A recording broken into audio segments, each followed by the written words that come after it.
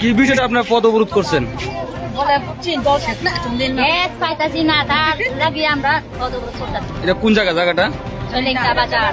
কোন গ্যাস এজেন্সিতে গ্যাস দিতেছেন আপনারা? সলেঙ্কা গ্যাস অফিস থেকে গ্যাস পাইতাছি না। কতদিন ধরে গ্যাস পান না?